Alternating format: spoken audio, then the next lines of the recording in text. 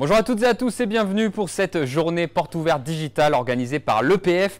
Qu'est-ce que l'EPF? C'est une grande école d'ingénieurs qui a pour but de former des ingénieurs généralistes et responsables. Elle a formé depuis 1925 plus de 12 500 ingénieurs, dont 7 000 femmes. Il faut savoir que c'est l'école d'ingénieurs généralistes la plus féminine avec 35% de jeunes femmes dans ses promotions. Elle est située, cette formation, sur 3 campus. Tout d'abord Sceaux. Il y a Troyes et Montpellier. Nous, on se retrouve ici sur le campus de Sceaux. Et si vous recherchez une école pour avoir une formation d'ingénieur généraliste de haut niveau, vous êtes au bon endroit. Pendant cette heure, vous allez pouvoir découvrir ou approfondir vos connaissances sur l'EPF grâce aux intervenants de l'école qui vous seront présentés en plateau, mais également en duplex, et poser toutes vos questions, n'hésitez pas, sur le Facebook, le YouTube ou le site salon-epf.com. Pour le sommaire, donc, on va commencer cette JPO digitale avec l'intervention d'Éric Savatero, qui est donc le directeur des formations du campus de Sceaux, et qui vous accueillera avec un mot de bienvenue et vous présentera tout simplement l'EPF. Puis nous ferons un focus sur la formation généraliste, les admissions et les stages avec Odile Matisse-Saralier. Et nous enchaînerons ensuite avec Odile Tissier. Alors, concernant la première Odile que je vous ai évoquée, elle est directrice adjointe des études en charge du cycle licence. Et concernant Odile Tissier, elle est directrice donc adjointe des études en charge du cycle master. Les stages occupent une place donc importante dans les formations de l'EPF. 2 étudiants interviendront pour revenir sur leur expérience à l'école, mais surtout en entreprise durant les nombreux stages que propose l'EPF. Nous découvrirons ensuite les possibilités de formation binationale avec le témoignage d'une étudiante de 3e année qui reviendra sur son parcours. Et enfin, nous nous rendrons sur le campus, sur les campus même, pour un petit tour découverte auprès des étudiants. Rien de mieux qu'une visite pour vous faire découvrir le quotidien des Peufiens. N'hésitez pas à nous poser toutes vos questions sur le live Facebook et YouTube et le site salon-epf.com. Nous y répondrons en direct. Et avant d'accueillir notre premier invité qui est Éric Savatero, le directeur des formations et du campus de Sceaux, une vidéo de présentation.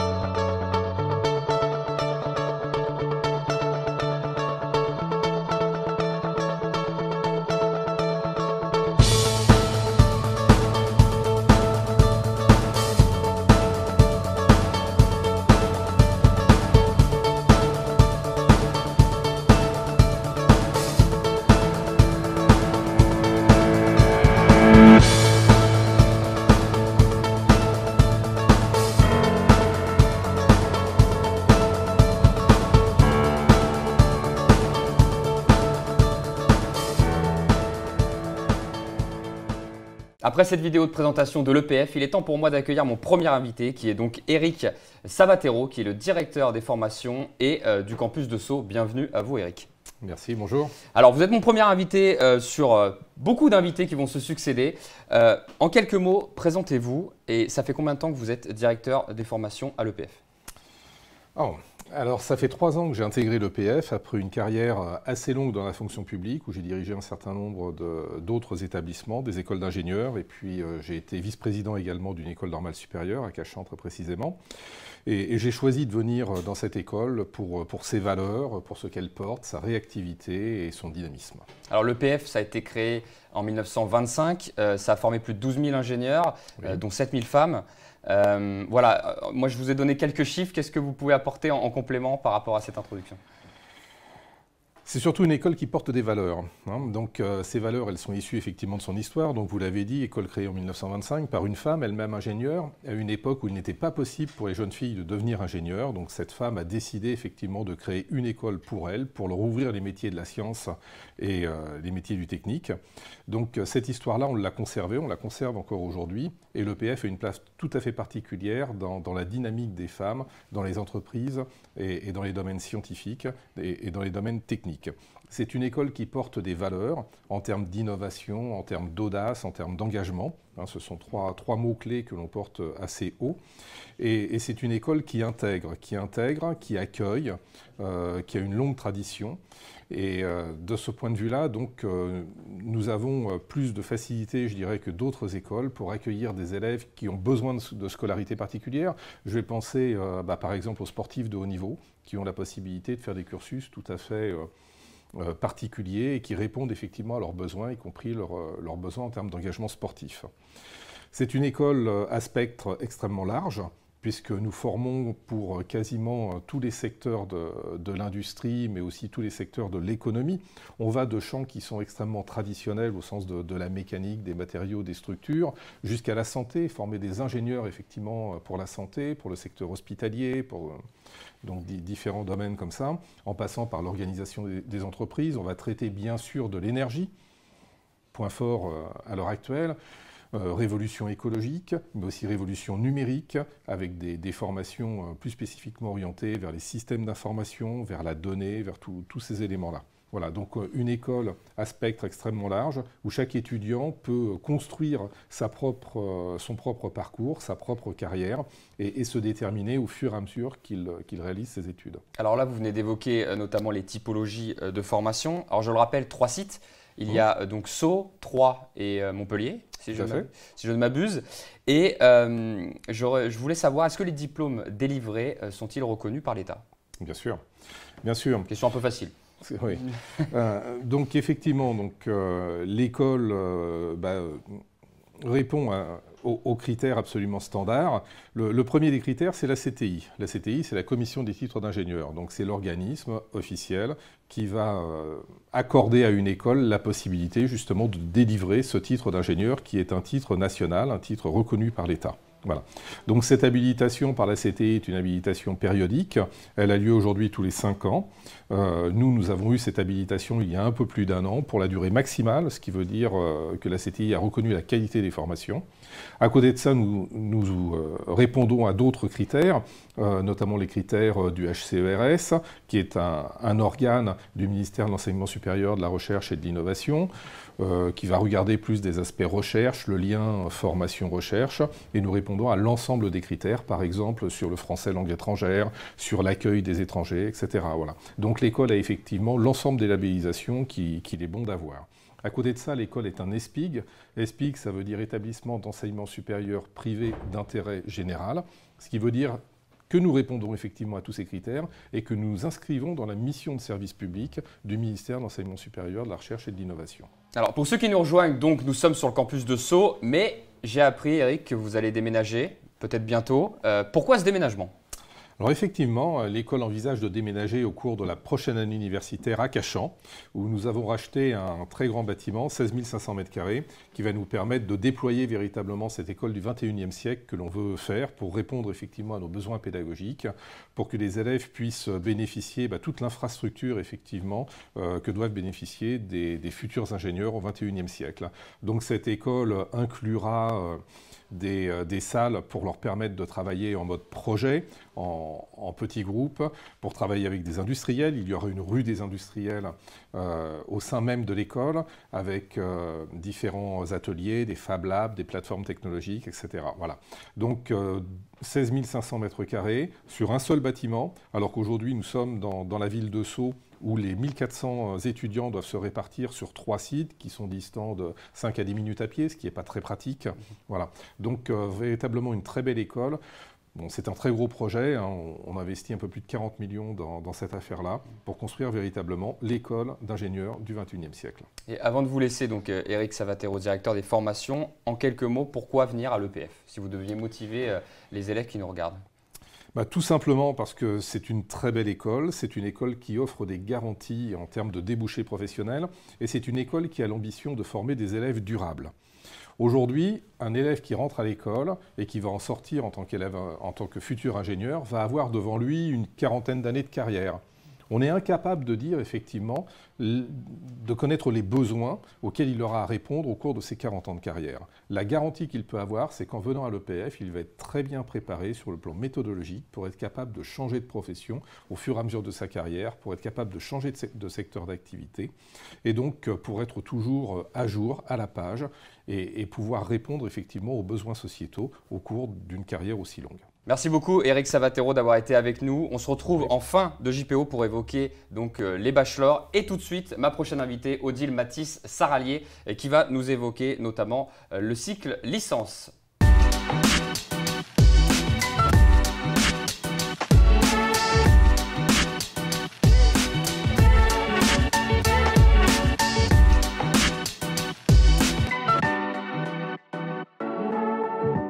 Et maintenant, j'accueille mon invité numéro 2, qui est donc la directrice adjointe des études en charge du cycle licence, Odile Matisse-Saralier. Bonjour et bienvenue. Bonjour, merci.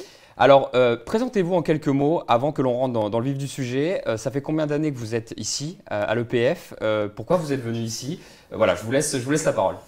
Alors, ça fait 8 ans que je suis maintenant à l'EPF et j'ai effectivement un parcours un peu particulier. Je suis moi-même ingénieure de formation avec 11 ans d'exercice en tant qu'ingénieure dans l'industrie logicielle, mécanique des fluides. Et j'ai souhaité, par le biais de diverses expériences, à un moment, me diriger vers la formation pour faire profiter à des jeunes de mon expérience d'ingénieur, mais du côté formation de cette fois-là. Très bien. Pouvez-vous nous présenter le cycle licence de la formation généraliste? Alors, comme son nom l'indique, ce cycle licence, c'est le début du parcours à l'EPF, mais qui finalement représente 3 ans. Et c'est une des particularités fortes de l'EPF, c'est que justement la plupart des écoles d'ingénieurs vont vous proposer des cursus qu'on appelle en 2+3, avec un cycle prépa intégré, je parle des écoles post-bac évidemment, et puis 3 ans d'un domaine de spécialité. Un des forts points de l'EPF, c'est justement de dire le tronc commun va durer 3 ans. Donc pendant ces 3 ans, vous allez réaliser une formation très multidisciplinaire et c'est une particularité forte de l'EPF et c'est ce qui va générer chez vous cette caractéristique d'identité d'ingénieur généraliste. Donc vous allez avoir pendant 3 ans une formation très multidisciplinaire, très équilibrée, avec la même proportion dans le domaine des maths, dans le domaine de la physique, dans le domaine du numérique, dans le domaine des sciences de l'ingénieur et dans le domaine des sciences humaines. Et c'est ça qu'apprécient les entreprises en général chez l'ingénieur EPF, c'est ce côté très multidisciplinaire. L'autre avantage de ces 3 ans de tronc commun, et c'est souvent ce qui représente nos élèves, c'est que nos élèves disent souvent « moi, on m'aurait demandé de choisir mon domaine de spécialité qui va largement conditionner ma carrière, on m'aurait demandé de le choisir en 2 ans. Franchement, je pense que ça aurait été trop juste. » Et avoir une année de plus de formation généraliste pour me décider à aller vers un domaine plus qu'un autre, ça m'a permis à faire un choix raisonné du secteur vers lequel je voulais me diriger. Alors, la formation est très orientée autour de l'autonomie des élèves et des projets. Comment ça se traduit concrètement ? Alors déjà, ce qu'il faut comprendre, c'est que quand on parle d'autonomie, et c'est vrai qu'on en parle beaucoup aujourd'hui dans les écoles d'ingénieurs et particulièrement à l'EPF, c'est que c'est un besoin pour les entreprises. Aujourd'hui, on a 5 ans pour vous former au métier d'ingénieur en tant que futur étudiant et 5 ans c'est finalement court et vous allez être ingénieur sur une période de 40 ans, peut-être plus. On ne peut pas vous former à tout. Donc notre rôle, c'est de vous former bien sûr à des connaissances, à des compétences métiers qui seront évidemment dépendantes de la majeure que vous aurez choisie, mais notre rôle c'est aussi de vous former à apprendre par vous-même. Et quand on parle d'autonomie, c'est pour que l'élève, quand il sortira de son cursus et qu'il sera confronté à des situations qu'il n'aura pas connues à l'école, pourra se débrouiller seul parce qu'il sera capable d'apprendre par lui-même. Donc concrètement, comment ça se passe pour un étudiant qui est à l'EPF?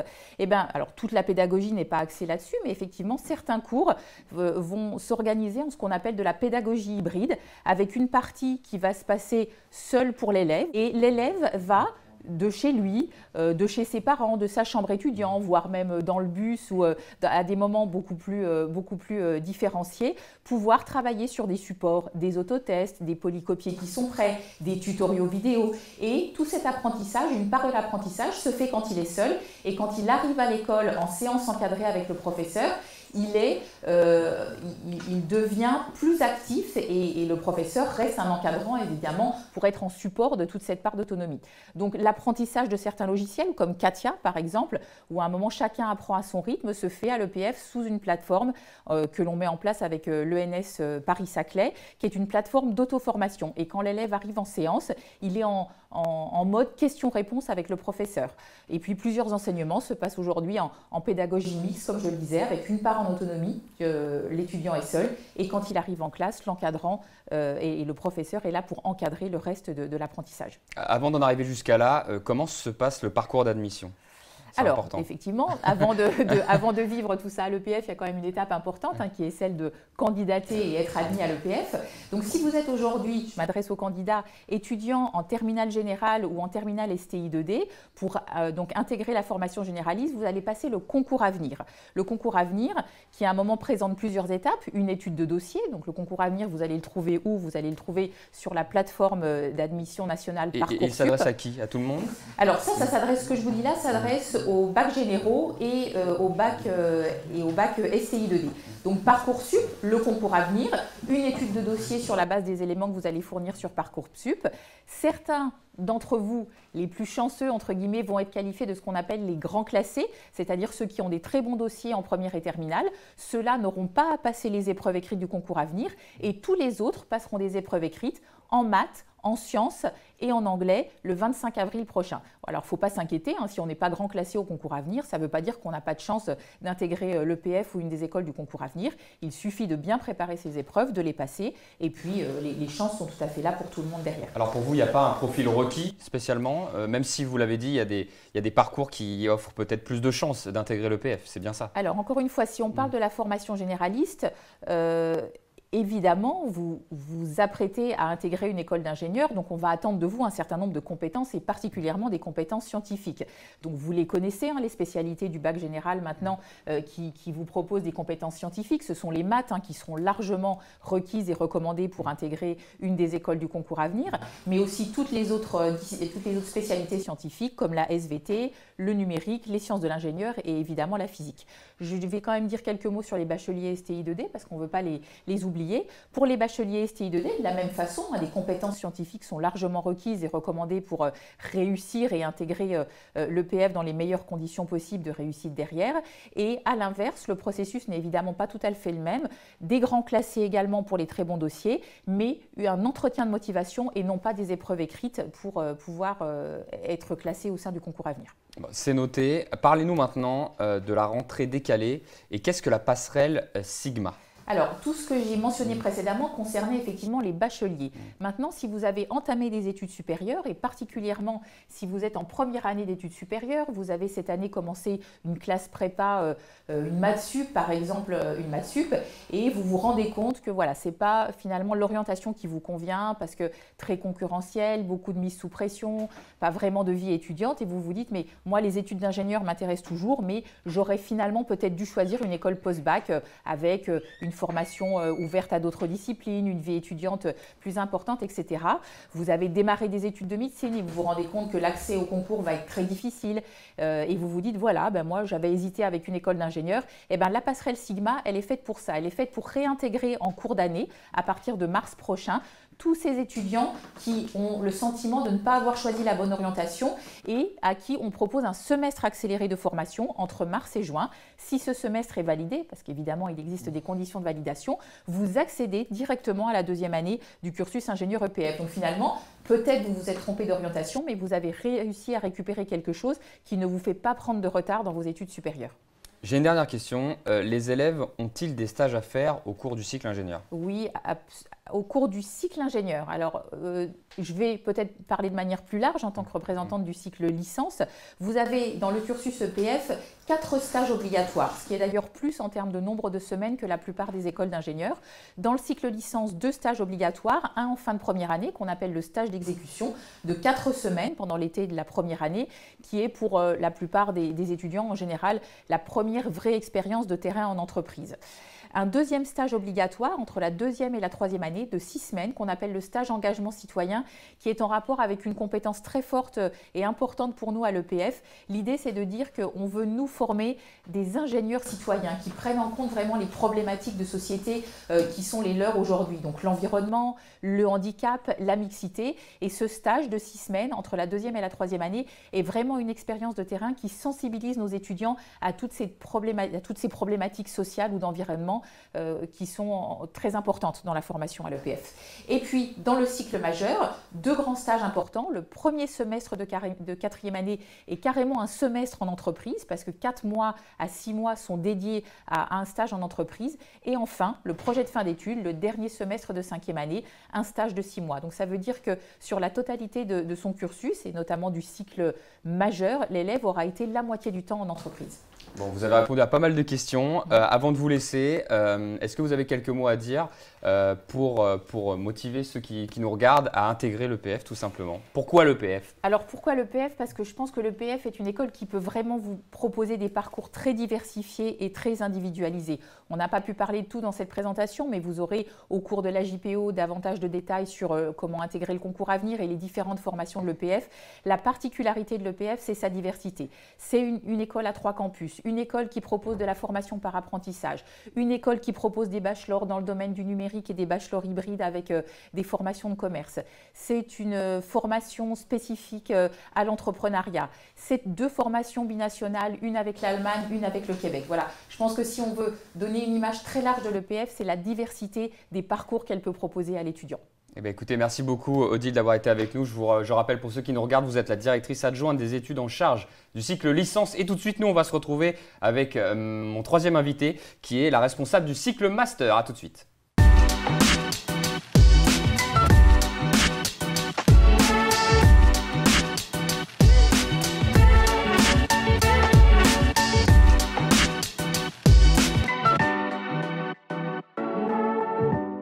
Après avoir évoqué le cycle licence, nous passons au cycle master dans cette journée porte ouverte digitale avec Odile Tissier qui est responsable du cycle master. Bienvenue Odile. Bonjour. Alors pouvez-vous vous présenter en quelques mots? Ça fait combien de temps que vous êtes ici et quel est votre rôle? Donc Odile Tissier, directrice des études adjointes en charge du cycle master et puis aussi responsable de la majeure aéronautique et espace. Je suis à l'EPF depuis septembre 2011 maintenant.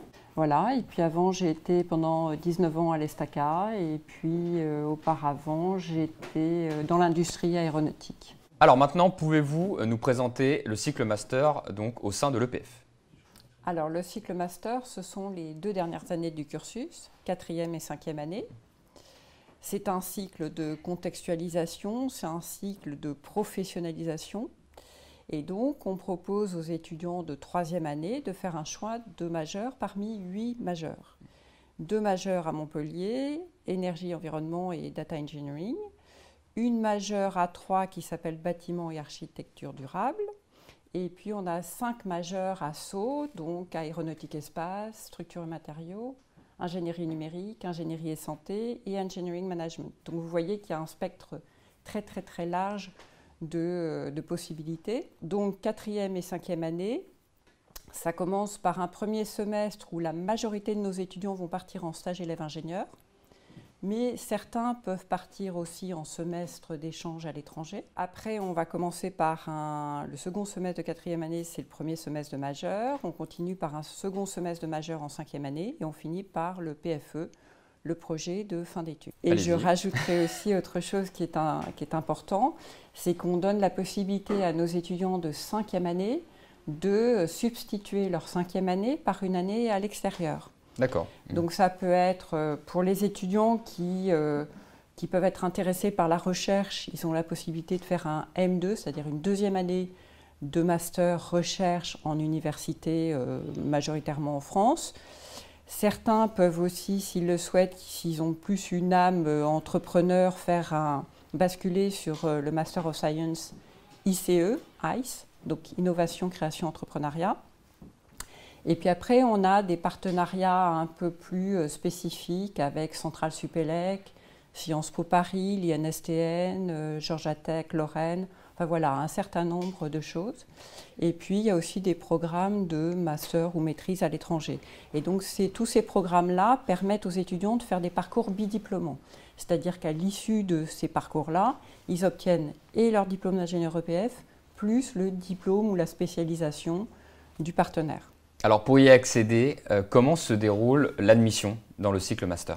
L'admission dans le cycle master, soit vous êtes déjà étudiant EPF, donc soit vous êtes en 3e année de la formation généraliste et à partir du moment où le jury de passage de 3A en 4A valide votre passage, vous passez automatiquement en cycle master. C'est aussi le cas pour ceux qui étaient en formation franco-québécoise, puisque ce cursus-là se fait sur 3 ans et après les étudiants réintègrent la formation généraliste. Donc voilà, s'ils ont un avis de passage favorable en 4e année, ils rentrent en cycle master. Donc ça, c'est pour les étudiants qui sont déjà à l'école. Pour ceux qui sont à l'extérieur, qui viennent de l'extérieur, on va les intégrer en premier semestre de 4e année. Ils feront ce qu'on appelle un cycle d'harmonisation. Et ça peut être des étudiants français qui ont validé un niveau de licence bachelor. Et dans ce cas-là, ils vont postuler via le concours Avenir Plus. Soit ça peut être des étudiants étrangers qui vont postuler par le réseau N+I. Donc si je vous écoute bien, il y a pas mal de voies Oui, pour intégrer ce cycle master. Selon vous, quelles sont les qualités requises? Est-ce qu'il y en a? Bien sûr. Il y en a beaucoup, il y en a une, il en faut plusieurs? Il faut clairement, voilà, il faut avoir un esprit scientifique, il faut avoir déjà un bon niveau scientifique, solide. Moi, je trouve qu'il faut être curieux, rigoureux intellectuellement. Et puis, il faut avoir cette dimension d'ingéniosité, c'est-à-dire avoir envie d'apporter vraiment une plus-value, avoir la volonté de pouvoir trouver la solution ou les solutions à un problème complexe. Alors, je vais venir à l'employabilité, qui est aussi un enjeu important pour l'EPF. Comment accompagnez-vous vos étudiants vers la vie professionnelle? De différentes façons. La première façon, et je crois que c'est celle qui est, je dirais, la plus naturelle et qui se fait un peu par osmose, c'est que 4e et 5e année, la majorité des intervenants qui vont faire cours sont des ingénieurs, des gens qui sont en poste dans l'entreprise. Donc en fait, ils vont vraiment transmettre aux étudiants les outils actuels avec lesquels ils travaillent, les enjeux auxquels sont confrontées les entreprises aujourd'hui, et ainsi de suite. Donc c'est déjà très professionnalisant. Après, nous préparons les étudiants par des projets aussi. Pendant leur scolarité, ils ont énormément de projets. Ils travaillent en équipe, donc ça veut dire qu'ils sont habitués finalement à avoir un sujet, à travailler avec une équipe qu'ils n'auront pas forcément toujours choisi, comme dans la vraie vie. Et puis sur des sujets qui sont très souvent, majoritairement proposés par des entreprises, ou si ce n'est pas le cas, qui sont vraiment des problématiques qu'ils rencontreront dans leur vie professionnelle. Donc voilà, après ils ont des stages à faire et après, voilà, on organise aussi des rencontres avec des entreprises, des industriels. Donc en gros, les débouchés offerts à vos futurs employés, futurs diplômés, pardon, vous en avez parlé, il y en a pas mal. Est-ce que des carrières à l'international peuvent-elles se présenter à eux? Bien sûr, bien sûr. On a déjà une des exigences du diplôme qui est l'expérience internationale obligatoire. Donc ils sont confrontés à cette vie à l'international pour au moins un semestre. Donc c'est quelque chose qu'ils ont déjà rencontré. Et voilà, un quart de nos diplômés commencent à l'étranger. Donc c'est vraiment quelque chose, une fois qu'ils sont partis à l'étranger, ils ne demandent que à repartir, généralement. Oui, c'est une expérience pour eux qui les a marqués. Tout à fait. Est-ce que vous encouragez ça d'ailleurs, plutôt à le faire? Si on peut, c'est vrai que c'est sans doute plus facile de prendre un poste à l'étranger quand on n'a encore pas trop d'attaches en France et que voilà, on est assez mobile. Plus on est jeune, plus c'est facile, je pense. Et pour terminer, pouvez-vous nous parler des stages qui doivent être effectués par les étudiants? Alors, au niveau du cycle master, il y en a 2 principalement. Le stage élève-ingénieur, celui qui se place au premier semestre de la 4e année, mais qui peut être remplacé par un semestre d'études à l'étranger. Hein. Mais donc le stage élève-ingénieur, il est de 15 semaines entre septembre et décembre de leur 4e année. C'est un stage, ils ne sont pas encore ingénieurs, donc ça veut dire qu'il faut quand même qu'ils aient encore un encadrement assez proche, qu'ils soient encore assez guidés dans les tâches, les missions qui leur seront données, mais c'est un stage qui doit bien les préparer à cette prise d'autonomie. Et puis le deuxième stage, le projet de fin d'études, qui lui est au second semestre de 5e année et qui lui est vraiment une rampe de lancement vers le métier d'ingénieur. Donc ils doivent absolument prendre des responsabilités, prendre de l'autonomie, prendre confiance en eux et ils doivent travailler sur vraiment des missions ingénieurs. Avez-vous un service qui s'occupe de l'insertion professionnelle ? Oui, tout à fait. On a une direction des relations entreprises et insertion professionnelle.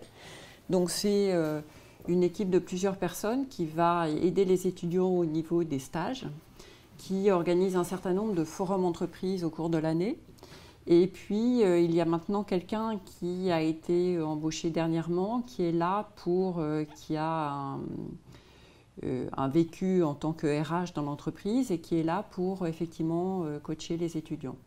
Et puis aussi, je rajouterais qu'en 5e année, ils ont aussi des ateliers avec des RH qui viennent d'entreprises sur préparation à l'entretien individuel, conseils sur les CV, conseils sur les lettres de motivation. Voilà. Merci beaucoup Odile. Et maintenant, afin d'illustrer tout ça, j'accueille une jeune diplômée qui est avec nous et qui va nous parler de son expérience professionnelle au sein de l'EPF. C'est Maya Geoffroy. Bonjour Maya. Bonjour. Alors Maya, tout d'abord, quel a été votre parcours au sein de l'EPF ? Alors j'ai effectué le cycle licence, donc les 3 premières années à l'EPF de Troyes, et j'ai rejoint ensuite la majeure ingénierie et santé à Sceaux, et je suis diplômée donc depuis 2019. Alors vous avez effectué des stages. Quel est le stage qui vous a le plus marqué ? Le stage qui m'a le plus marqué, c'est celui de 4e année, donc le stage élève-ingénieur, que j'ai effectué au laboratoire associé au British Columbia Institute of Technology. Donc c'était à Vancouver et je l'ai effectué pendant 4 mois. C'était un stage où je faisais un modèle élément fini pour étudier les contraintes qui s'appliquaient sur une prothèse transtibiale. Alors ce stage, est-ce que c'est vous qui allez le chercher ? Est-ce que l'EPF vous aide ? Voilà, parlez un peu aux étudiants qui pourraient intégrer l'EPF pour qu'on puisse bien comprendre comment ça se passe de trouver un stage. Alors pour la plupart des étudiants, ils doivent le chercher eux-mêmes, mais c'est vraiment une expérience intéressante parce qu'on prépare des CV, on prépare des entretiens et c'est aussi ce qu'on retrouve après quand on est diplômé.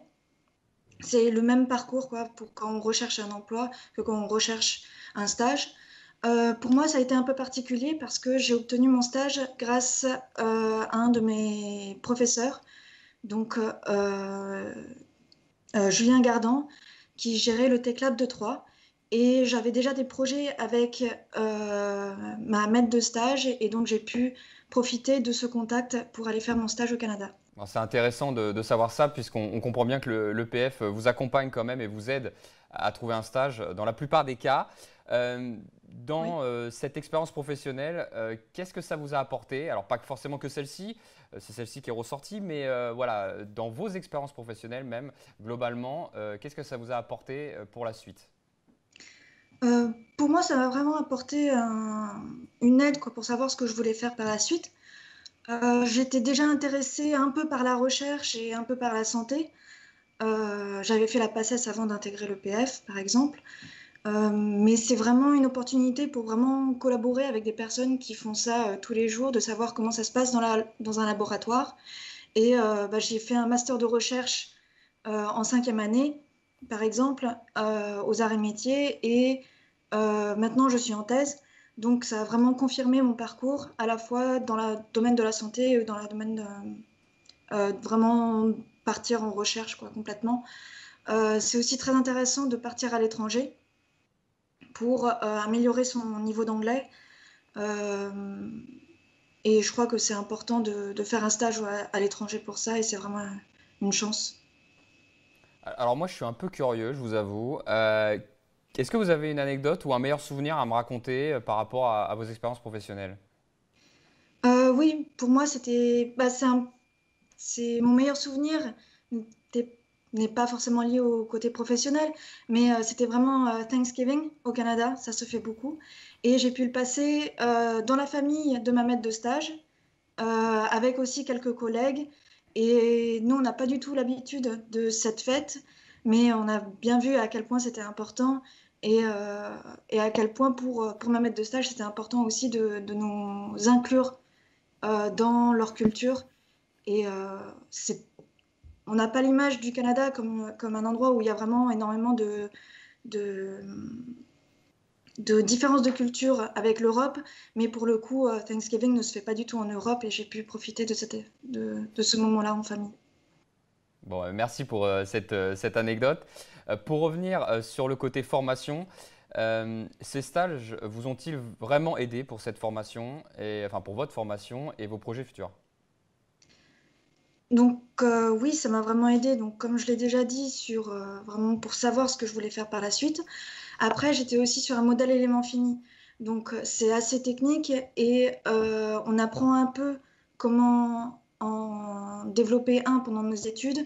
Mais au niveau technique, j'ai vraiment pu le mettre en application et avoir de l'aide pour qu'il soit bien construit et qu'on réussisse à vraiment utiliser les données par la suite.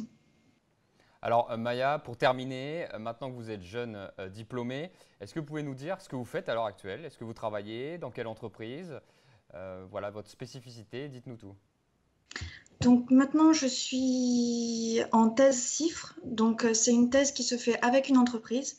Dans mon cas, je suis avec une startup qui s'appelle Bone 3D et je travaille sur une maladie rare. Donc, et l'amélioration de la chirurgie qui est faite pour cette maladie rare, pour traiter cette maladie rare, disons. Et donc, mon travail se fait aussi en collaboration avec l'hôpital Necker, enfants malades, donc à Paris. Super. Eh bien, écoutez, merci et bravo donc d'avoir été avec nous, Maya Geoffroy, pour ce témoignage. On va vous libérer et nous, on va continuer cette journée porte ouverte donc digitale pour l'EPF et on va parler d'une autre spécificité de l'EPF, c'est son ouverture à l'international. Alors, on l'a déjà bien évoqué avec Maya, évidemment, mais les élèves ont l'obligation de faire au moins un semestre à l'étranger sur tout leur cursus. Et avec nous, pour en parler, j'ai deux autres personnes, c'est deux étudiants qui vont venir se succéder. Pardon. Et on va commencer avec un Skype, avec Marine Zagdoun qui est avec nous. Bonjour Marine. Bonjour, bonjour à tous. Alors Marine, est-ce que vous pouvez nous décrire quel a été votre cursus au niveau de l'EPF, puisque là vous êtes toute jeune diplômée, et quel a été aussi votre parcours avant d'entrer à l'EPF? D'accord, alors moi après le lycée, je me suis inscrite en première année de médecine, à l'issue de laquelle je n'ai pas obtenu la filière que je souhaitais. Donc j'ai fait le choix de me réorienter en école d'ingénieur. Et comme l'ingénierie, pour moi, c'était un monde que je connaissais pas du tout encore, j'ai fait le choix d'une école généraliste, donc l'EPF, dans laquelle je suis restée donc 5 ans. Donc j'ai fait les 2 ans de cycle prépa et ensuite, sur mes 2 dernières années, je me suis inscrite dans la majeure ingénierie et santé, dont j'ai été diplômée en 2019. Alors avant de poursuivre avec d'autres questions, j'accueille tout de suite un autre étudiant qui vient de me rejoindre en plateau. C'est Nicolas Béraud qui est avec nous. Salut Nicolas. Bonjour. Alors Nicolas, vous aussi, je vais vous poser la question. Quel a été votre cursus pour intégrer l'EPF? Alors vous êtes toujours à l'EPF actuellement? Oui, tout à fait. Alors moi, je suis passé en fait par 2 ans de classe préparatoire avant. Donc j'ai intégré l'EPF directement en 3e année pour faire donc la 3e, 4e et 5e année à l'EPF. Et là, actuellement, vous êtes en quelle année? Là, je suis en 5e année et actuellement, je fais un double diplôme puisqu'à l'EPF, on peut faire des doubles diplômes. Il y a plusieurs partenariats et je suis à l'Observatoire de Paris en parallèle. Alors, je vais vous poser la question à tous les deux, mais j'imagine que c'est la même réponse. Je vais aller du côté de Marine. Est-ce que durant votre cursus, vous êtes allé à l'international et combien de fois? Oui, je suis partie 2 fois à l'international. La première fois, je suis partie en échange universitaire à Polytechnique Montréal, donc pendant le premier semestre de ma 4e année. Et ensuite, je suis partie en PFE. Donc le PFE, c'est le projet de fin d'études. C'est globalement le dernier stage des études. je suis partie dans un laboratoire de recherche sur la robotique en Australie, au sud de Sydney. Et vous aussi, Nicolas, vous êtes parti pendant votre cursus là? Oui, alors moi je suis parti une fois, il y a 1 an, pendant 4 mois, pour le stage d'élève ingénieur de 4e année, et j'étais en Ouzbékistan. Et qu'est-ce que vous retenez de cette expérience? Alors, Elle était bonne, moins bonne? beaucoup de choses. Déjà d'un point de vue scientifique, ce stage était vraiment intéressant puisque je l'ai fait dans un des 2 grands fours solaires du monde. Donc il y en a un en France et un en Ouzbékistan. Donc très intéressant de ce point de vue. Et aussi d'un point de vue humain et relationnel puisque j'étais hébergé en fait chez mon tuteur qui vit juste à côté du four solaire dans les montagnes en Ouzbékistan. Et je retiens donc vraiment une expérience humaine très intéressante puisque c'est vraiment un vrai voyage d'immersion dans cette culture qu'on ne connaît pas très bien en France. Oui, on sent bien que ça vous a sorti de votre confort. Ah oui, complètement. Oui, on sort complètement de ses habitudes, de sa zone de confort. Et puis j'ai eu l'occasion de beaucoup voyager en fait dans le pays, de rencontrer pas mal de personnes. Et voilà, c'était vraiment une forte expérience. D'accord. Et Marine, de votre côté, est-ce que vous avez pas une anecdote, mais quelque chose à nous raconter par rapport à votre expérience, quelque chose qui vous a marqué, vous? Moi, j'ai trouvé qu'à chaque fois, c'était des expériences qui étaient hyper enrichissantes, dans le sens où on arrive dans un nouveau pays qu'on ne connaît pas forcément. Du coup, on n'a plus nos repères, on est tout seul, on est sans papa-maman pour nous gérer à côté. Donc en fait, finalement, le moindre petit tracas du quotidien, ça peut vite être quelque chose qui, oulala, mais qu'est-ce qui va m'arriver, comment je vais faire? Je me rappelle une fois en Australie, les portes du train ne se sont pas ouvertes à ma station, ce qui fait que je suis restée bloquée à l'intérieur du train. Et j'avais aucune idée de où ce train allait et de comment j'allais rentrer chez moi, sachant qu'il était tard le soir et qu'en théorie, il n'y avait plus de train. Donc là, c'est vraiment le moment où on se dit... Un moment de panique à ce moment-là. Il y a une petite panique, mais on se dit, voilà, je suis tout seul à l'étranger, il faut que je trouve une solution. Et a fortiori, du coup, ça nous fait beaucoup apprendre sur nous-mêmes et même en termes d'expérience. Moi, je conseille vraiment tous les futurs étudiants de l'EPF à profiter des occasions qu'on a pour partir à l'international, pour vraiment partir, parce que c'est que des bons souvenirs, en fait, au final. Alors, vous avez donné déjà un premier argument, c'était ma question justement qui allait suivre. Donc, Nicolas, pour ceux qui hésitent à choisir l'EPF, est-ce que vous avez des conseils ou un conseil à leur donner? Oui, alors tout d'abord, l'EPF, c'est vrai que c'est une école avec une politique internationale très forte, avec beaucoup de partenariats dans le monde entier. Et même si il y a un pays pour lequel l'EPF n'a pas encore de partenariat ou que vous voulez faire un stage dans ce pays, il y a toujours moyen et en général, ils sont d'accord assez facilement. Et le deuxième point, c'est aussi, et c'est ce qui m'a conforté dans mon choix de postuler à l'EPF, c'est la formation généraliste qu'elle apporte avec le système de majeur qui permet d'avoir une professionnalisation dans un domaine en particulier à la fin du cursus. Alors vous qui êtes en 5e année, oui. Est-ce que vous savez déjà quel type de débouché ou de métier vous allez pouvoir intégrer derrière? Oui, alors comme je le disais, moi je fais un double diplôme avec l'Observatoire de Paris, donc j'aurai une couleur un peu plus spatiale. Donc à la suite de ma formation et de ce double diplôme, je serai probablement ingénieur dans le spatial. Alors je ne sais pas encore précisément où, mais ça peut être dans différentes filières, par exemple au CNES ou Airbus ou Ariane. Voilà, mais ingénieur dans le domaine du spatial ou de l'instrumentation spatiale, quoi. Et d'ailleurs, quand on est en 5e année et qu'on n'a pas terminé, est-ce que vous avez déjà des touches? Est-ce que vous commencez déjà à rechercher ou ça se fait naturellement? Alors souvent, ça se fait en fait avec la poursuite du stage de fin d'études. C'est-à-dire que là, je suis vraiment en train de chercher un stage de fin d'études qui s'effectuera de mars à août 2021. Et à la suite de ce stage, soit ça débouche sur un emploi, soit c'est à partir de ce stage qu'on peut ensuite chercher à être embauché. Très bien. Marine, vous êtes jeune diplômée, donc vous avez peut-être un an d'avance, il me semble, sur Nicolas. Vous en êtes où, vous, actuellement, une fois que vous avez eu votre diplôme là? Moi, à l'issue de mon PFE, pour rebondir un petit peu sur ce que disait Nicolas, on m'avait proposé un travail, c'est-à-dire que le laboratoire dans lequel j'étais m'avait offert une position de thèse. Donc, je serais restée 3 ans en Australie. Mais moi, en arrivant à l'EPF, j'avais un plan qui était en fait d'avoir un double diplôme en ingénierie et en médecine, parce que c'était quand même mon plan de base d'être médecin. Et en fait, l'EPF m'a vraiment permis d'avoir plein d'expériences en lien avec ce projet-là. J'ai par exemple en 5e année travaillé 2 jours par semaine pendant tout le premier semestre à l'hôpital de Garches, ce qui m'a quand même été un gros point fort de mon dossier. Et donc aujourd'hui, je suis étudiante en deuxième année de médecine suite à une procédure de passerelle, sachant qu'à l'issue en fait de la majeure, j'ai poursuivi avec un master 2 de recherche. Et donc là, pour être en deuxième année de médecine aujourd'hui. Écoutez, merci beaucoup Marine d'avoir partagé votre expérience donc lors de cette journée porte ouverte digitale de l'EPF. Merci Marine, on vous libère. Avec plaisir, merci beaucoup. Merci beaucoup et puis je vais remercier aussi Nicolas qui était avec nous. Merci beaucoup Nicolas d'avoir partagé votre expérience. Merci à vous. Merci. Allez, on va poursuivre donc cette journée porte ouverte. Face aux nouveaux défis industriels internationaux, l'EPF, École d'ingénieurs, et la Hochschule de Munich proposent une formation conjointe franco-allemande d'ingénieurs en production et automatisation. Vous développez en 5 ans dans ces 2 pays votre interculturalité, vos langues, français, allemand bien sûr, mais aussi anglais, et bien sûr vos compétences pour obtenir 3 diplômes en ingénierie. Mais en fait, qu'est-ce qu'un ingénieur en production et automatisation ? En tant qu'ingénieur, vous participez à l'amélioration des performances de l'entreprise en organisant, gérant et optimisant la production de produits technologiques de tous les jours. À l'école, avec des outils numériques, vous apprenez à imaginer, concevoir, optimiser et tester des lignes de production automatisées. Expert en production et automatisation, vous développez vos compétences dans de nombreux domaines, de la fabrication à la logistique, en passant par le management.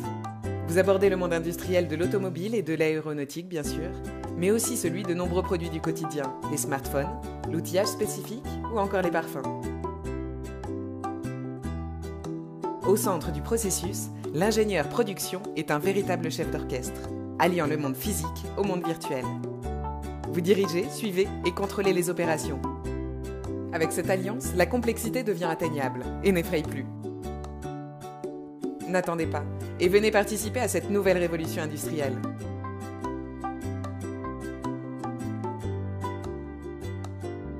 Nous venons de visionner donc la formation franco-allemande. On va s'intéresser maintenant à la deuxième formation binationale, la formation franco-québécoise, une formation en 3 ans entre Sceaux et Sherbrooke au Québec, avant de rejoindre en 4e année la formation généraliste et la majeure de votre choix sur le campus de votre choix. Pour en parler avec nous, Marie Marty, étudiante de cette formation, est avec nous. Bonjour Marie. Bonjour. Avant de laisser vous présenter Marie, je rappelle pour ceux qui nous regardent que nous sommes en direct dans la journée porte ouverte organisée par l'EPF et n'hésitez pas à poser vos questions donc sur le YouTube, le Facebook et sur salon-epf.com. On y répondra avec plaisir. Donc Marie, concernant donc votre formation, quel a été votre parcours pour entrer donc à l'EPF notamment et racontez-nous un peu votre expérience actuellement. Alors pour rentrer à l'EPF, j'ai donc en formation franco-québécoise en fait c'est par entretien qu'on fait ça, donc il faut avoir fait un bac, j'ai fait un bac scientifique, j'ai passé les entretiens à l'EPF et après c'est une étude de dossier et l'entretien qui font qu'on est sélectionné et on a les résultats sur Parcoursup. Donc actuellement vous êtes en 3e année, hein, c'est bien ça? Oui, c'est ça. Donc, 3e année, je parlais de la formation franco... Ah pardon, excusez-moi, de la formation franco-québécoise. Je vous laisse l'évoquer en plusieurs mots. Donc en fait, la formation franco-québécoise, donc, elle dure 3 ans, c'est-à-dire que sur les 3 premières années, on n'aura pas le même cycle ingénieur que les généralistes, la formation généraliste à l'EPF. Donc la première année, on est regroupé avec les franco-allemands, on va être une classe de 40. Ça va être un peu notre année de préparation intégrée, on va dire, on va avoir des cols, des choses comme ça. Sur la 2e année, c'est là qu'on va partir au Québec. Donc on part à l'université de Sherbrooke au Québec, au Canada, c'est à 2 heures de Montréal environ. On part en faculté de génie mécanique. Et en 3e année, on retourne à Sceaux à l'EPF. Du coup, on est 15 Français et il y a 15 Québécois de la promotion de faculté de génie qui nous rejoignent. Et à titre personnel d'ailleurs, pourquoi vous avez choisi cette formation-là et pas la franco-allemande? Déjà, je ne parle pas allemand. Donc, aller en Allemagne, ça aurait été compliqué. Et puis, le Québec, je ne sais pas, c'était une région qui m'attirait énormément. Le Canada aussi, je ne sais pas, dans l'imaginaire collectif, c'est parfait d'aller là-bas. Enfin, ils sont très accueillants, etc. On a une bonne image du Québec. Et donc, pouvoir passer 1 an d'études là-bas, ça me paraissait être quelque chose de très positif. Alors, à l'heure actuelle, vous êtes en 3e année. Quels sont les moments forts pour vous qui ont été lors de cette formation ? Alors, le départ, c'est quelque chose qui est assez fort parce que du coup, c'est la première fois qu'on part à l'étranger tout seul. Moi, j'avoue que je suis de région parisienne, donc en fait, la première année d'études supérieures, je suis quasiment restée chez moi. Enfin, j'ai pas beaucoup quitté le nid familial, on va dire. Donc, partir un an à l'étranger juste avec la classe, déjà, c'était quelque chose qui était assez fort. Après, l'année en général, bon, ça s'est plutôt bien passé, mais c'est vraiment l'année au Québec qui est le moment fort de la formation. Alors, je voulais aussi savoir, est-ce que vous effectuez des stages lors de cette formation, sachant que vous êtes à l'étranger? Alors, durant les 3 ans de la formation, on va avoir 2 stages à faire. Donc, un en fin de deuxième année et un en milieu de troisième année. Donc, le stage en fin de deuxième année, il y a la possibilité de le faire au Québec. C'est-à-dire que les 5 premiers de la classe au premier trimestre de première année sont considérés comme des élèves de Sherbrooke quand ils vont au Québec. C'est-à-dire qu'ils ont accès au service des stages, que l'université va les aider à trouver des stages là-bas et donc ils auront leur stage au Québec. Pour les personnes restantes, on trouve notre stage en France. On peut aussi le trouver au Québec. C'est quand même assez compliqué à cause des démarches. Donc, cette possibilité existe, mais sinon on le fait pour la majorité en France. Et c'est un stage, alors ouvrier, technicien, ça veut dire qu'il faut que c'est un stage ouvrier, mais un peu spécialisé, c'est-à-dire qu'on ne peut pas le faire dans un supermarché ou quelque chose comme ça. Il faut qu'on soit plus déjà spécialisé dans une usine ou des choses comme ça. Après, le stage en troisième année, c'est un stage de 12 semaines minimum. C'est plus un stage où il faut qu'on suive un projet type élève ingénieur, etc. Et lui, on peut le réaliser où on veut, que ce soit en France ou à l'étranger, ça dépend de ce qu'on trouve. Alors, avant de vous laisser, une dernière question. Par rapport à votre expérience, quel conseil donneriez-vous à un candidat qui hésite à intégrer cette formation, qui a un peu peur, par exemple? Déjà, il faut savoir que avoir peur de partir, c'est assez normal. Mais en soi, on part avec 15 personnes qu'on va avoir côtoyées pendant un an, qu'on va connaître. On va être là-bas tout le temps. Entre guillemets, on ne sera pas seul parce qu'on est entouré de la classe. Donc, il ne faut pas vraiment avoir peur de partir parce qu'on va être entouré, on va être accompagné. L'école nous aide pour les démarches, etc. Et tout, donc, on est vraiment très encadré. Il n'y a pas de souci à avoir de ce côté-là. Écoutez, merci beaucoup Marie Marty d'avoir été avec nous et d'avoir témoigné et d'avoir apporté votre expérience. Je vous rappelle que vous êtes dans la journée porte ouverte digitale de l'EPF et l'autre particularité de l'EPF, c'est que l'école propose une formation par apprentissage. En intégrant l'EPF en troisième année pour le cycle ingénieur, vous pouvez suivre 3 ans de formation par apprentissage sur le site de Sceaux ou de Montpellier. Donc vous avez le choix. Et avec nous, pour parler de cette formation, j'ai monsieur Eric Pastor qui est responsable de la formation par apprentissage sur le site du sud de la France. Bonjour Eric. Oui, bonjour. Donc, Eric Alors Pastor, je vais vous laisser vous présenter Eric. En quelques mots, ça fait combien d'années aussi que vous êtes à l'EPF? Bonjour Dimitri. J'ai intégré donc le campus de Montpellier, l'EPF École d'ingénieurs, en octobre 2017. Je suis de formation ingénieur et j'ai d'abord été dirigeant technique, dirigeant d'entreprise et gérant pendant 26 années. Aujourd'hui, j'ai rejoint donc l'EPF pour prendre la responsabilité de la formation d'ingénieurs par apprentissage.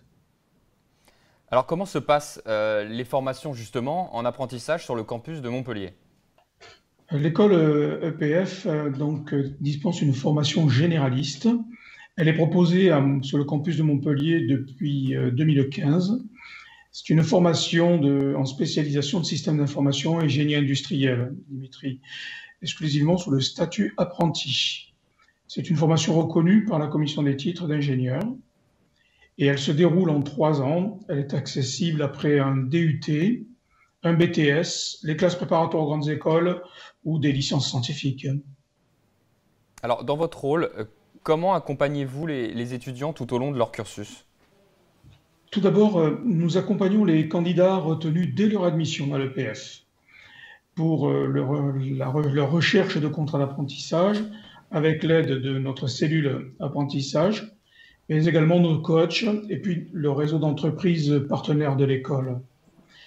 Chaque apprenti est suivi par un tuteur pédagogique, EPF, mais également par un maître d'apprentissage en entreprise. Lors de visites ou de visioconférences semestrielles en entreprise, les objectifs donc, du semestre passé sont évalués et de nouveaux objectifs sont définis pour le semestre à venir. Ces objectifs, je tiens à le préciser, sont basés sur des besoins réels de l'entreprise, en tenant compte des compétences de l'apprenti dans sa progression personnelle, mais aussi pédagogique. Alors pour les étudiants qui nous regardent, comment vous pourriez définir les points forts de cette formation? La formation d'ingénieur généraliste sous statut apprenti, proposée donc sur nos campus de Sceaux et de Montpellier, les spécialise en système d'information ingénieur industriel. Ainsi, aussi, la formation s'articule autour de deux grands objectifs. La mise en place et le pilotage de systèmes d'information au service de l'industrie du futur et de la performance industrielle. Autre point fort de la formation, elle réside dans une pédagogie active et en amélioration continue. Je tiens notamment à souligner l'accompagnement individualisé, les méthodes pédagogiques adaptées et l'évaluation par compétences. Sans oublier d'autres points forts pour nos élèves, à savoir qu'au titre des avantages, ils n'ont pas de frais de formation. 100% des frais pédagogiques sont pris en charge par l'entreprise partenaire. Les élèves sont des salariés d'entreprise sous statut apprenti, ont donc un salaire minimum estimé à 600 €, mais qui est variable selon les branches professionnelles et les conventions collectives. In fine, une expérience professionnelle de 3 ans peut être valorisée à l'actif de leur expérience. Alors vous parliez à juste titre des entreprises. Dans quel type d'entreprises peuvent s'adresser vos étudiants pour suivre leur apprentissage? Nous touchons un réseau de partenaires vraiment multibranches. La formation est référencée sur l'ensemble des branches d'activité, qu'elles soient industrielles ou pas. Aussi, on va toucher aussi bien de grands groupes nationaux et internationaux. Je peux citer Airbus, Airbus Défense, Ariane Espace, le groupe Sanofi, Enedis, EDF, RTE, Trexel, dans le domaine automobile, Renault, Trucks. Nous avons également des sociétés spécialisées dans l'électricité, comme Schneider, CGE, comme General Electric, Hager, mais également dans le domaine de l'énergie, avec Bouygues Energy, Enedis.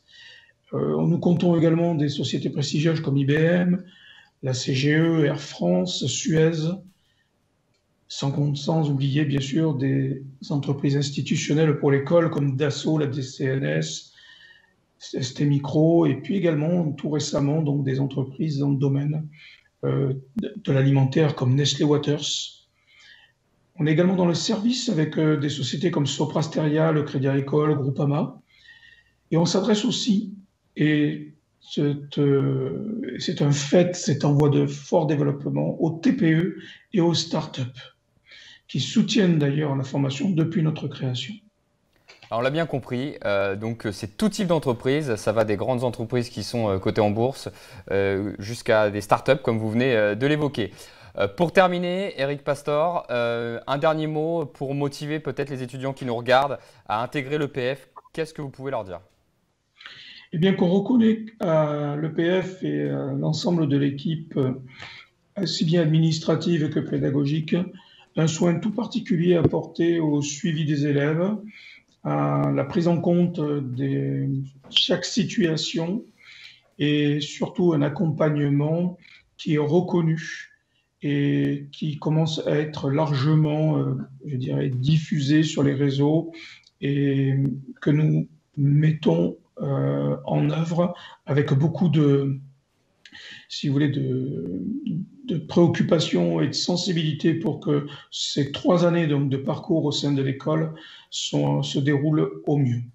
Je tiens aussi à préciser que nous ne pourrions dispenser de formation alternante sans partenaires donc, tels que MidiSup, qui est notre centre de formation support, qui est agréé auprès des OPCO et de France Compétences en Occitanie, et qui va être le garant de la qualité des formations et qui va gérer également toute la partie administrative et financière avec notre cellule. Donc, une école, un campus, aussi bien sur Montpellier, mais j'en dirais de même pour Sceaux, donc totalement dédié à la qualité de nos formations, au bien-être et surtout à l'acquisition de compétences de nos élèves dans les domaines que sont les systèmes d'information et l'ingénierie industrielle pour ce qui nous concerne. Eh bien, vous avez été très complet. Merci beaucoup, Éric Pastor, d'avoir été avec nous. Je le rappelle, responsable de la formation apprentissage. Nous allons enchaîner, c'est pas terminé. On va revenir avec le directeur des formations, Éric Savatero, qui va venir me rejoindre une nouvelle fois et qui va nous parler des bachelors. Et je vous rappelle que vous pouvez poser vos questions donc sur le live Facebook, YouTube et le site salon-epf.com. Alors nous sommes de retour, Éric. Première question, pouvez-vous nous présenter les deux formations de bachelor que vous proposez? Alors effectivement, l'EPF a ouvert 2 formations de bachelor pour lesquelles nous avons demandé le grade de licence et la procédure est en cours effectivement d'accréditation en ce moment, donc je ne peux pas vous donner le résultat aujourd'hui. Donc une formation sur le site de Sceaux qui s'appelle Digital et stratégie d'entreprise. L'idée c'est de s'intéresser à la genèse et à la vie des produits et des services dans les mondes industriels. Donc avec une première orientation qui va, je dirais, depuis l'idée de base jusqu'à la mise sur le marché du produit ou du service, et une deuxième orientation qui consiste en l'accompagnement du produit jusqu'à sa fin de vie, son recyclage ou son évolution. Donc ça, c'est une première formation sur le campus de Sceaux. Et une deuxième formation de bachelor sur le campus de Montpellier. Le campus de Montpellier est très orienté sur l'énergie, notamment l'énergie décarbonée, l'énergie renouvelable. Et donc, nous formons des ingénieurs sur ces thématiques-là. Et nous avons souhaité former également des bachelors sur cette même thématique, donc l'efficacité énergétique et l'utilisation optimale de l'énergie depuis sa captation jusqu'à sa diffusion. Et à qui s'adressent ces formations? Alors, ces formations s'adressent à tout bachelier. Les élèves en sortant du bac peuvent candidater à partir de la plateforme Parcoursup, bien sûr. Donc il y a un concours spécifique qui s'appelle Avenir Bachelor et les élèves candidatent aux différents bachelors. Ils peuvent candidater sur les 2 bachelors, il n'y a aucune difficulté. Et nous avons un processus donc, de sélection qui est assez exigeant. Nous avons un processus de sélection qui permet d'alimenter l'ensemble de ces bachelors. Et peut-on intégrer donc un cycle ingénieur après avoir fait un bachelor de l'EPF?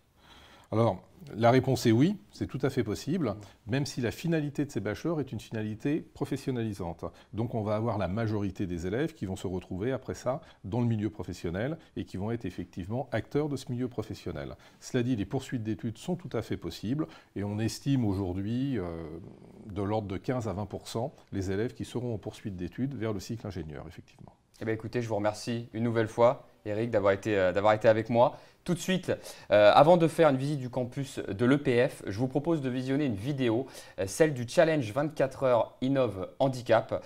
Cette action phare du cursus de l'EPF, qui fait partie du projet pédagogique de l'école, a pour but de sensibiliser les élèves aux questions du handicap. Un ingénieur responsable sait comprendre les enjeux sociétaux et travailler dans des équipes diverses. On regarde la vidéo tout de suite.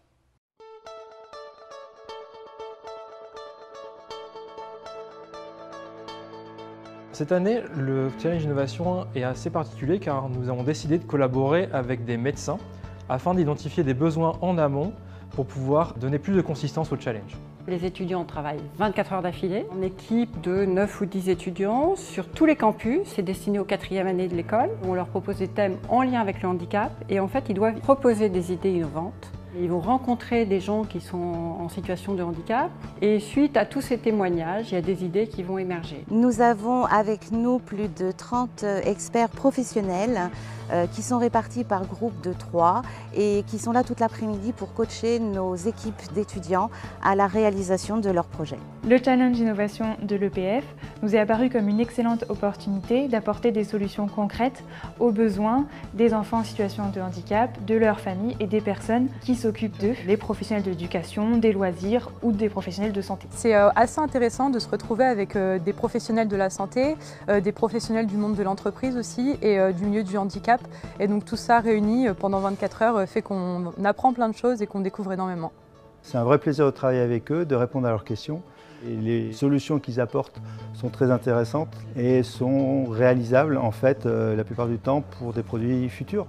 Ça va changer mon regard sur le handicap parce que ça me permet de ressentir ce que les personnes en situation de handicap ressentent au quotidien, compatir et trouver des solutions pour les aider. Lorsqu'on est mal ou non-voyant, c'est important de faire du sport, ne serait-ce que pour l'épanouissement personnel, mais surtout pour montrer aux gens que malgré le handicap, on peut tout à fait jouer au foot.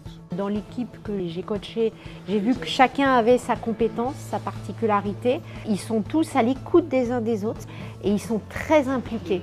On s'attaque à des problèmes réels, des problèmes qui touchent de nombreuses personnes au quotidien. Il y a vraiment de vraies solutions à développer. C'est très motivant comme challenge.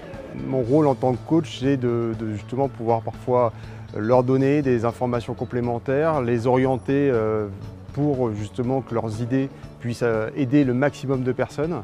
Ce challenge, c'est une très bonne idée parce qu'en tant qu'étudiant à l'EPF, on a différentes majeures chacun. Et donc on a des projets théoriques, des projets plus pratiques. C'est vraiment l'occasion d'appliquer ce qu'on voit dans nos majeures et de confronter un petit peu les connaissances de tous les différents étudiants. On leur demande un certain nombre de rendus. Une note de cadrage d'abord pour définir le paramètre de leur étude, un rapport technique. On est assez attaché au fait que tout acte d'ingénierie doit être justifié. On leur demande de faire un poster qui va synthétiser leurs idées, leurs démarches et qui va leur permettre de pitcher sur un temps assez court sur l'idée qu'ils ont eue. Lors des soutenances devant les entreprises, une présentation PowerPoint et une vidéo, je dirais un peu d'accroche marketing, qui se doit d'être très percutante, qui dure à peu près 3 minutes. Les ingénieurs de l'EPF, c'est les ingénieurs de demain. Donc c'est important pour nous aussi qu'ils puissent avoir tout le bagage suffisant et nécessaire pour faire une belle société demain.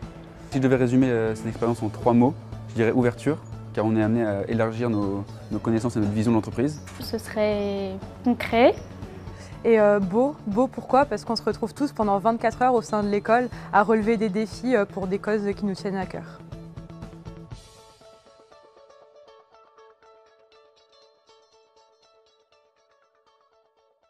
Et enchaînons tout de suite avec une visite des campus de Sceaux, Montpellier et Troyes. Merci aux étudiants qui nous permettent de découvrir les lieux. Bonjour, je m'appelle Maxence Banon, je suis en première année à l'EPF et je vais vous présenter un peu le campus de Sceaux.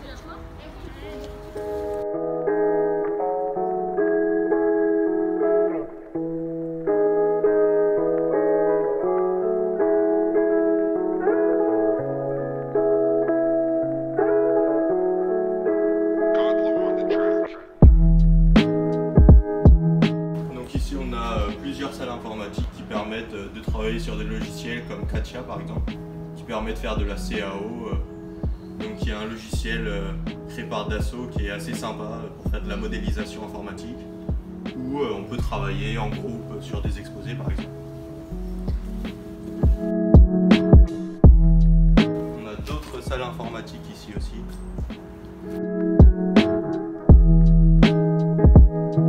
D'autres salles de cours aussi.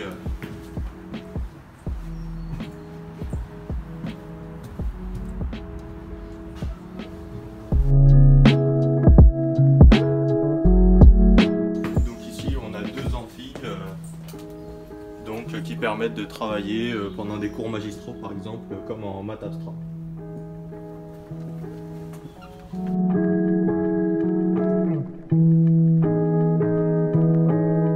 Ici donc c'est la terrasse, c'est assez sympa quand il fait beau pour manger entre amis, avec une petite vue sur le parc, pour un peu se détendre entre les cours.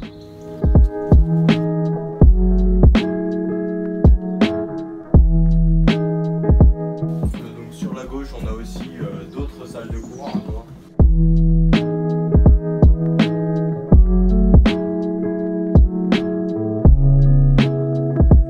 C'est maintenant la fin de la visite du campus de Sceaux.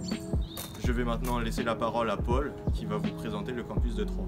Bonjour à tous, donc déjà je vais commencer par remercier Maxence du campus de Sceaux qui vient nous présenter son campus. Et maintenant je vais me présenter, je suis Paul Aubry, je suis étudiant en première année à l'EPF 3 et à mon tour je vais présenter le campus de Troyes. Donc qui est un campus très familial et très convivial, vous allez le voir. Suivez-moi s'il vous plaît. Hop, donc on va voir ici dans un premier temps les salles de travail où on se retrouve généralement la pause ou quand on a un trou dans la journée. On vient ici entre élèves, entre copains ou pas forcément pour pouvoir travailler tranquillement. Donc comme vous pouvez le voir, on a des petites salles avec des chaises qui sont bien rangées. On peut avoir aussi la disposition d'un tableau blanc pour travailler, pour pouvoir écrire nos équations. Donc ici c'est très convivial pour pouvoir travailler entre les pauses, c'est juste parfait. Et on a une toute petite bibliothèque dans cette salle aussi, si vous voulez. Voilà. Et donc ensuite, une fois qu'on a fini de travailler, ou que c'est juste la pause, qu'on souhaite se faire à manger, on va voir un des points clés de l'EPF3, donc qui est son foyer, et juste extrêmement convivial, où on peut se faire à manger comme je l'ai déjà dit. Et en été, ce qu'il faut savoir, c'est que c'est souvent ouvert, et du coup on fait souvent des barbecues en extérieur, on s'amuse vraiment bien. C'est vraiment un point fort de ce campus, c'est le foyer qui est vraiment bien. Comme vous pouvez le voir, il y a des micro-ondes, il y a un baby-foot, il y a de quoi se poser. Malheureusement, à cause du Covid, on a dû stopper la vie étudiante de ce foyer, c'est pour ça qu'il y a encore les décos d'Halloween. Mais du coup, c'est ce qui permet de voir que le campus a une vie étudiante assez active et qui propose des différentes décorations durant les différentes saisons de l'année. Voilà. Tout bon ? On va passer à la suite. Donc une fois que vous vous êtes rassasié, on va dire, à la pause du midi, ce qu'on peut faire, c'est aller voir l'amphithéâtre. Donc c'est là où on va travailler juste après pour les cours magistraux. Une fois arrivé dans l'amphi, comme vous pouvez le voir, c'est un amphi assez petit, un peu plus de 100 places, mais ce qui est vraiment bien dans cet amphithéâtre, déjà c'est sa forme qui est assez particulière en ovale, on voit ça très rarement, et je trouve que c'est vraiment propre et l'isolation phonique est vraiment très très bien. Donc pour les CM, c'est juste un plaisir de venir travailler ici, dans quelque chose de neuf, de bien construit. Quelque chose d'innovant, un peu comme à l'image de l'EPF. Voilà. Et donc ensuite, après avoir eu nos cours magistraux, ce qu'on veut faire, c'est directement monter au premier étage pour aller dans nos salles de TP.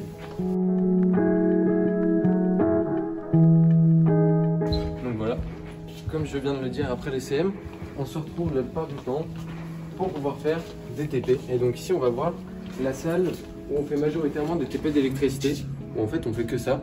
Et comme vous pouvez voir, on a différents matériaux où il y a différentes choses, comme par exemple ici on a un générateur, on a des oscilloscopes, et tout ça c'est vraiment du bon matériel, on travaille vraiment bien avec. Et l'avantage qui est juste exceptionnel, c'est comme vous pouvez le voir, on a vraiment beaucoup de postes, donc ce qui permet d'avoir des groupes de TP de 2 personnes et pas plus. Comme ça, on peut travailler et être beaucoup plus efficace que si on était 3 ou 4. Voilà, donc ça c'est un des avantages de l'EPF3 aussi. Hop, on passe à la suite. Ensuite, il faut savoir que j'ai vraiment bien me posé ici à cet endroit, parce qu'on peut voir différents points clés aussi de l'EPF3, comme par exemple au premier étage, dans l'angle que vous voyez juste en face, c'est là où on retrouve tous les bureaux, principalement l'administration, etc., etc. Au deuxième étage, on a nos salles des enseignants-chercheurs. Donc juste après, je vais vous présenter une des salles qu'ils ont à leur disposition et qu'on peut utiliser nous aussi. Et aussi au deuxième étage, on va retrouver toutes les salles de cours qui ont été équipées pour les cours à distance. Donc, malheureusement, on n'en verra pas une, mais c'est des salles de classe, enfin ce qu'il y a de plus basique avec les tableaux comme vous devez connaître. Voilà. Donc maintenant, on va juste descendre.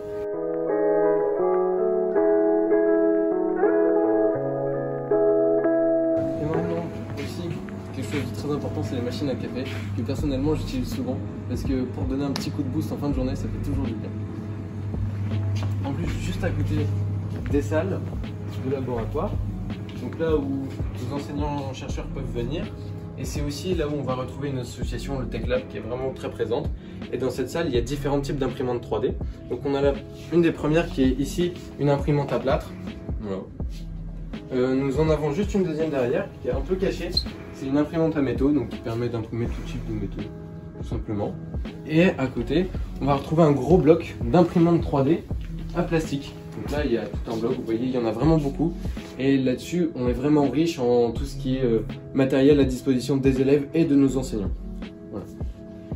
Alors, parfait. On va retourner dans l'atrium.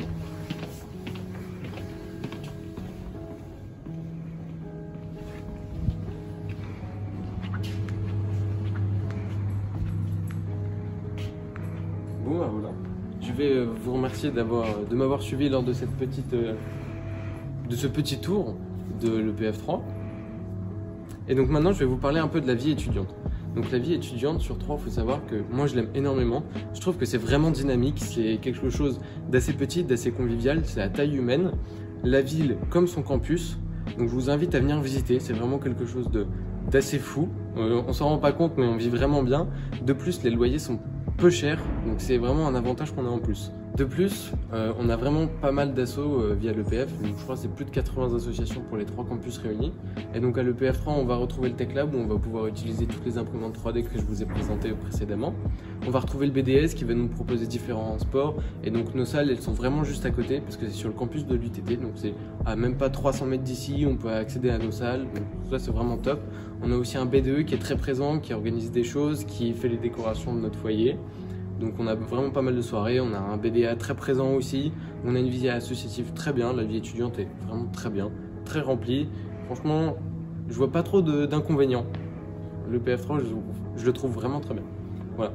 Sur ce, je vais vous remercier de m'avoir écouté, d'avoir fait ce tour du campus de Troyes. Et donc je vous dis peut-être à une prochaine pour vous le présenter en vrai, ce qui serait juste formidable. Et venez à Troyes, tout simplement, on vous accueillera avec grand plaisir. Voilà, donc sur ce, moi je vais laisser la parole à Victor sur le campus de Montpellier qui nous fera une merveilleuse présentation. Lui aussi, je n'en doute pas. Merci de m'avoir écouté. Bonne journée à vous. Au revoir.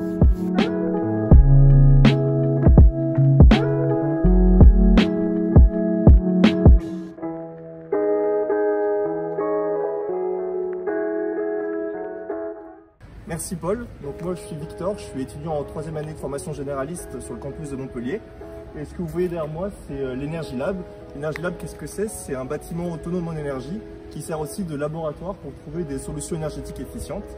Ce que vous voyez à droite et à gauche, c'est les bâtiments L et M, donc, qui sont des bâtiments qui contiennent des salles de cours et aussi des salles informatiques, donc qui permettent d'effectuer certains cours d'informatique et les cours un peu plus classiques comme les cours de maths ou les cours de sciences. Et ensuite, on va continuer vers le foyer et les salles de travaux pratiques qui nous permettront donc d'effectuer les projets et les différents travaux pratiques qu'on rencontre dans notre cursus.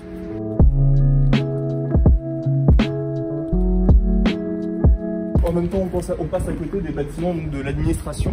Donc c'est là l'accueil du secrétariat et aussi là où il y a la direction des différentes formations. Donc on continue vers le salle de GTP.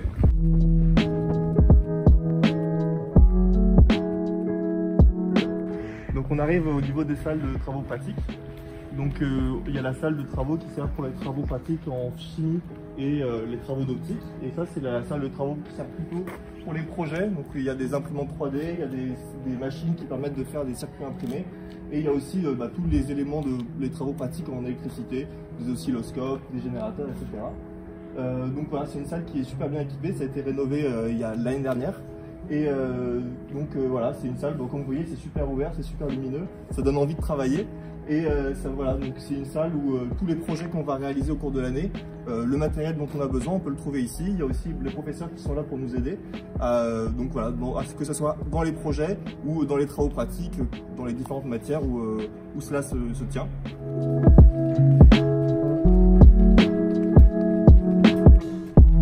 Donc là, on arrive dans l'espace, qui est un espace de projet qui permet donc de faire des réunions, de se réunir avec les autres étudiants pour réaliser, comme je vous l'ai dit plus tôt, les différents projets qu'on rencontre dans notre cursus. Voilà, donc encore une fois, c'est une salle, c'est super lumineux, ça a été rénové, ça donne envie de venir ici pour travailler. Et on va maintenant aller s'intéresser à la salle qui sert pour tout ce qui est innovation pédagogique. Donc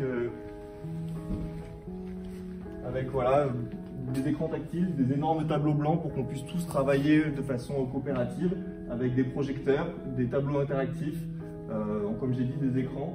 Et donc voilà, ça c'est la salle qui est un peu dédiée à la cellule IPF, notamment, comme vous pouvez le voir, du mobilier qui est fait pour bouger, pour qu'on puisse adapter et moduler la salle aux différents cours, voilà, vraiment avoir une pédagogie qui est adaptative et interactive. Et donc là, on arrive dans le foyer, donc voilà, c'est le lieu de réunion des étudiants. Comme vous pouvez le voir, il y a un baby-foot, il y a un billard. Donc c'est à la fois le lieu qui est là pour se détendre, mais il sert aussi de lieu de restauration. Le midi, on se retrouve là entre nous pour manger. Il y a une armée de micro-ondes qui est là pour nous servir. Et voilà, c'est ce qui permet de se retrouver, de se ressourcer entre nous, de discuter. Entre les cours, on peut se poser là aussi pour se détendre entre 2 heures de maths et 2 heures de physique. Et voilà.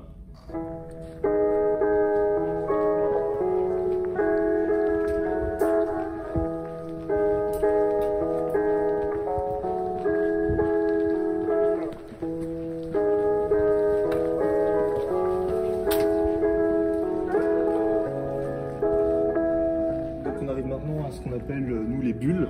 Donc c'est des mini-espaces de travail qui permettent de se retrouver et de travailler en groupe, que ce soit pour des projets ou vraiment juste pour travailler certaines matières un peu plus pédagogiques et un peu plus théoriques.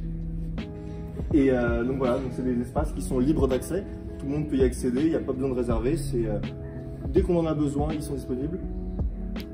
Et voilà, il y a aussi d'autres bureaux de professeurs qui sont très facilement accessibles parce que à Montpellier et à l'EPF, les équipes pédagogiques sont vraiment là pour nous aider et pour nous accompagner dans notre cursus. On n'est pas dans un environnement qui est fermé, dans un environnement qui est ouvert pour les étudiants, que ce soit pour des projets professionnels, pour des questions sur les cours ou pour des problèmes un peu plus personnels et un peu plus caractéristiques de chaque individu. Voilà, on est sur un cursus qui est vraiment ouvert à tous. Merci à tous d'avoir suivi cette courte présentation du campus et j'espère tous vite vous retrouver sur le campus de Montpellier. Maintenant, avant de laisser la parole à Alexandre Rekia, directeur du concours Avenir qui va vous présenter le concours et les voies d'admission via celui-ci, une dernière vidéo pour vous montrer l'ambiance de l'EPF et rendre hommage à ses diplômés.